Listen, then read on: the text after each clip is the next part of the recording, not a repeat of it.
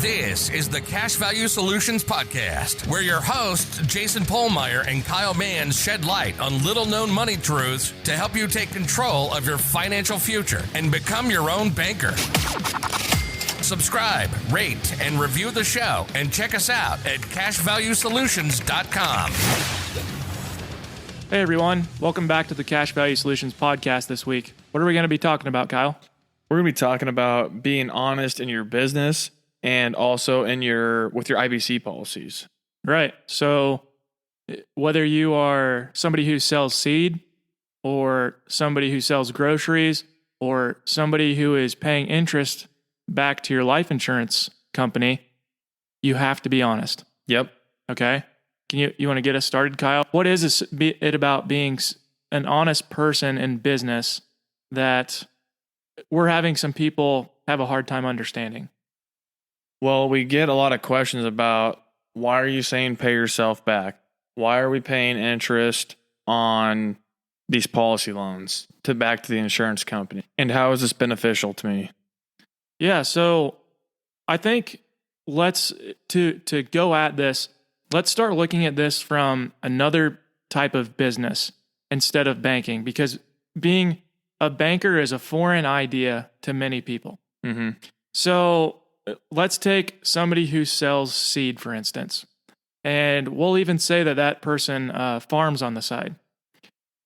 Now, if that person is going to sell seed and they're just doing that to get discounted seed to plant on their acres, what's the problem with that, Kyle?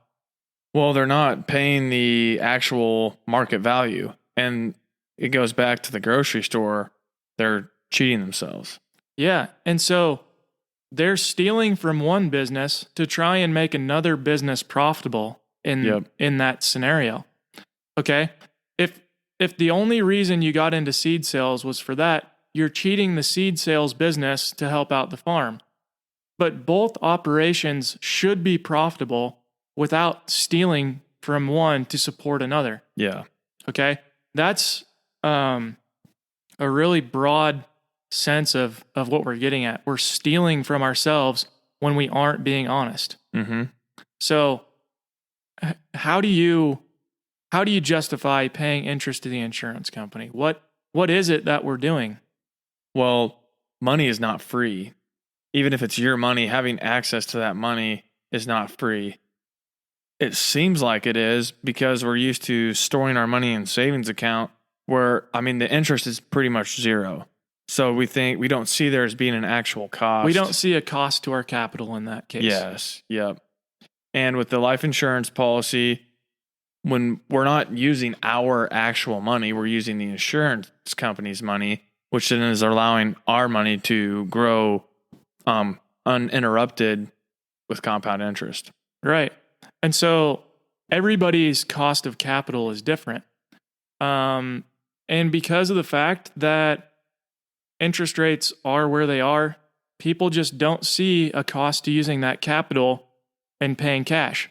Mm-hmm. But that's something that you're just not aware of it yet, okay? You aren't aware of the fact that money could be earning something for you.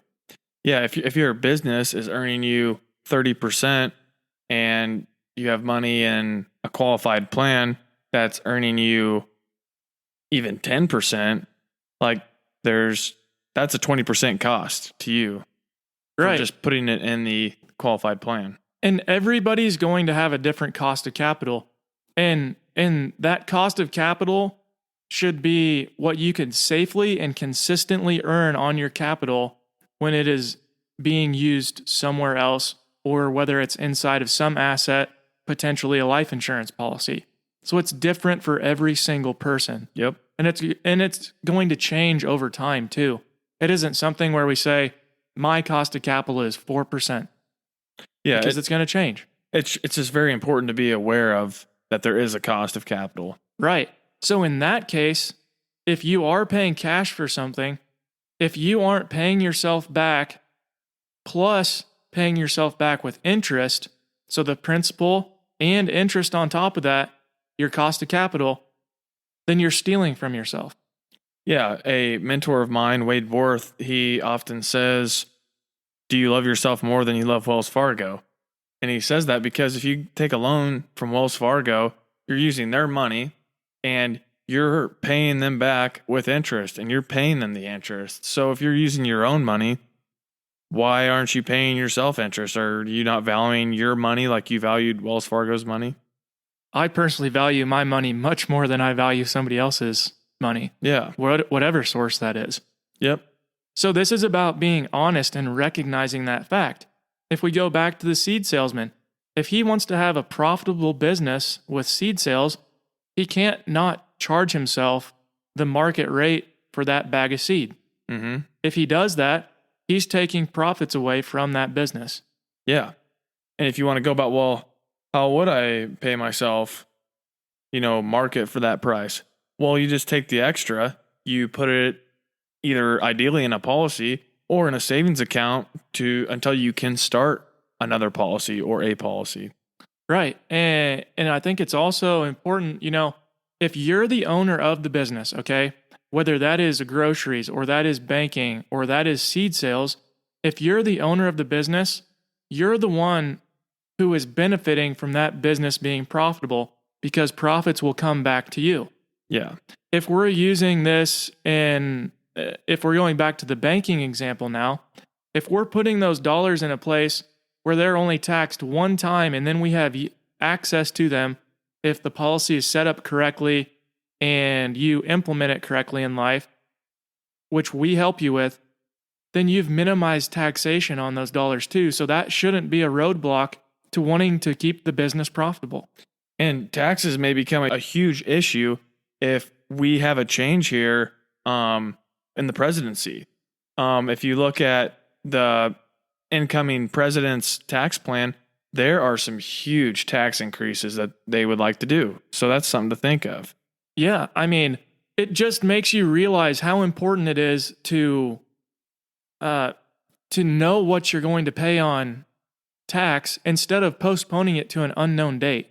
Yeah, we're not saying that we know the future, like tax rates are definitely going to be higher, yada, yada, yada. We don't know that for sure. They could be lower. Something could happen. The standard deduction could become higher. I believe that it did actually this year. But there's all sorts of things that influence that. We just want people to be aware of, know that if you're being an honest banker and using the IBC system, you're minimizing taxation. You aren't postponing taxation. Mm-hmm. And that's an important thing to be aware of because people can get caught up in the tax game. And that isn't what IBC is about, though. It provides certainty for you, which is worth a lot, I think. Absolutely. I mean, if you have, $500,000 sitting in a 401k, in 30 years, you don't know what percentage of that's yours. No. What if taxes go up? What if they're 50%? I mean, man, you don't know. Yeah, and they could, just the same way, they could go down to 10%. Yeah, absolutely. You have no idea. Why not have at least some dollars in a system where and you're in control of how you can use that asset to take over the banking function? Mm-hmm. Banking is going to happen in your life. Yeah, regardless of who performs it. Okay, so getting back to this is all about honesty. If the person selling seed to themselves charges the market rate of interest, if the farm can't make it on that, then they should look at a different way to operate that farm, right? Yep.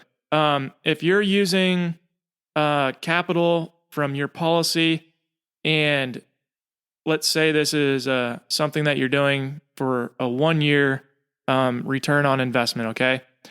If that reason that you took money out of your policy was, let's say, for cattle that year, and you can't pay back the policy loan with interest, then does it always make sense to borrow from the policy?